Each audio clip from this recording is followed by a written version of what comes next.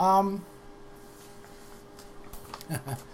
so, business is tough out there right now, right? We've seen Wall Street in a real mess.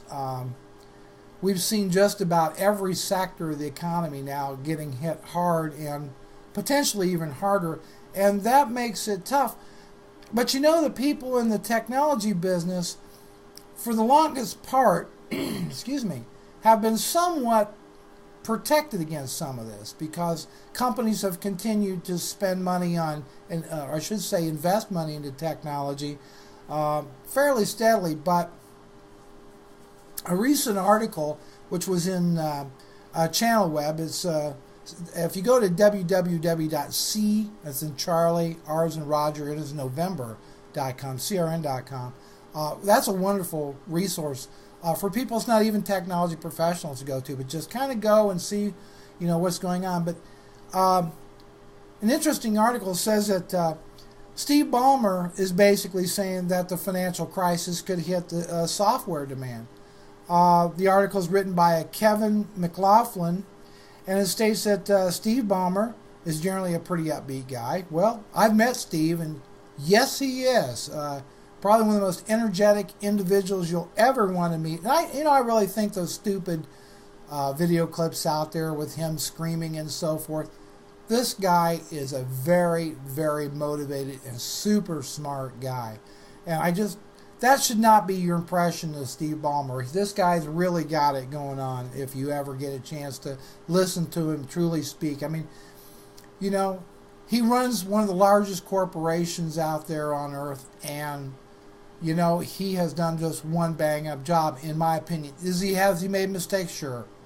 Okay, Microsoft is a big ship, but at any rate, we're not here to talk about that. So, excuse me. According to this article, earlier this week, he expressed concern over the potential impact of this financial crisis and really the sale of software. Well, there's no doubt about it that people in the industry are starting to see a slowdown, especially on the larger stuff.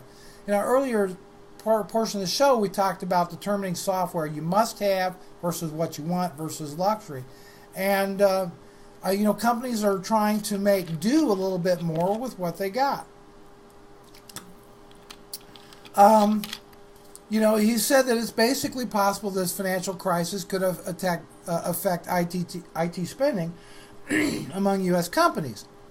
Now, Bob Shear of Greystone Solutions, which is a Boston-based Microsoft partner, he takes care of a lot of financial services firms, has seen several of his big clients delay purchases. So, and I do these shows and I do these clips for small business, right? And, so here's kind of the story from the opposite side. Instead of small business technology, what's going on the technology side and the VARs and all that in regards to this? Well, there is no doubt that there is going to be a slowdown in a lot of different parts of it. IT is kind of a broad term. It can mean, it's actually, like anything else, there's a lot of pieces to the IT puzzle. And just like in the field of medicine, you have many people who's developed a practice kind of specializing in certain areas. Certain areas that will probably remain as unaffected as possible will be in things like in network security, for example. I think that's going to always be a pretty healthy environment. Virtualization and server consolidation is probably going to continue to remain very, very robust. The sale of certain kinds of hardware, like what we call blade servers, will probably increase. And then finally, I think that managed services will trickle more down to smaller businesses as they want to enjoy a fixed cost for IT, know what they're going to spend every month, as well as taking advantage of things like a help desk situation, monitoring their computers or servers, etc. But the idea is to reduce costs.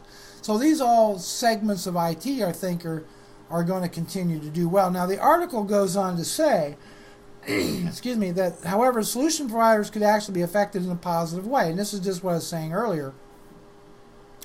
To the extent that people will be reluctant to hire and will decide to fill gaps with solution providers.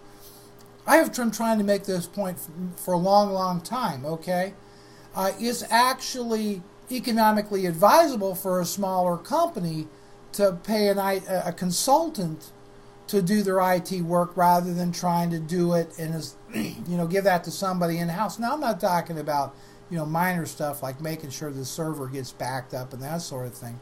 But if you hire an employee to maybe work on a certain project, it's kind of rough to get them to also be your IT guy too.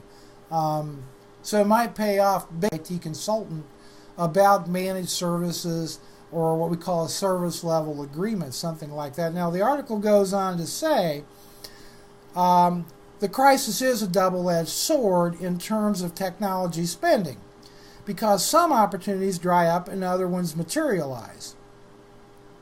Well, yeah, that's very true. I think the more big dollar type projects probably will get a second, third, maybe even a fourth look before they get approved because companies are now one thing, they're having a hard time getting the kind of lines of credit that they need to operate on that they earlier. So the mandate's kind of coming down from the CIO of mid-sized companies. Look, we've got to watch our spending.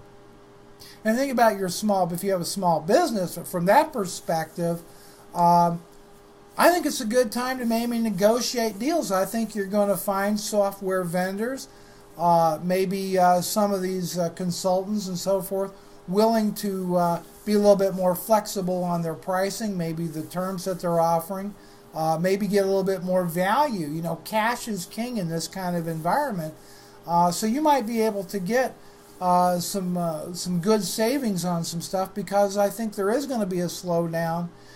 It's certainly in software and so forth that may not be a high priority type item. What we're really looking for from a frugal technology standpoint? Return on investment, ROI. Just cut and dry. That's really what it's about. Whether it's through increased profits or whether it's through increased or by reducing costs, either one's going to increase my profit. And that's really what we're trying to do. So that's how we measure, spending our IT dollars. If I spend, or I should say, I invest $1 and I make 20, I did pretty good. Okay? And that's really what we're looking to do here. So I think this financial crisis is making kind of everybody pause and really rethink the numbers and return on investment. As I've always said, the frugal part being the most return on your investment. If I can get an item for $1 and I can get $20 worth of work out of it, that's a pretty frugal purchase. If I get one that's only I can get $5 worth of work out of it, maybe not quite as frugal. And I certainly don't want to lose money. Finally, the article ends. Frankly, we haven't felt a slowdown at all in our service directory, said Rick Opel, Vice President of Peters and Associates. But he says we're keeping our eyes forward and making business bets that are focused on driving revenues and decreasing operating expenses. And that's really what all this is about. So you see, even for the consultants, the VARs, these companies out there, they need to show value to you that they can bring this return on investment. That's what's really important, I think. To ask that question is probably more important, one of the most certainly important questions you can ask when you're looking to purchase services, hardware, that type of thing from an IT consultant. Let's figure out the ROI on this thing. And then we'll talk about features and benefits and all that. Let's forget the buzz a little bit. Will it make me money? Will it save me money?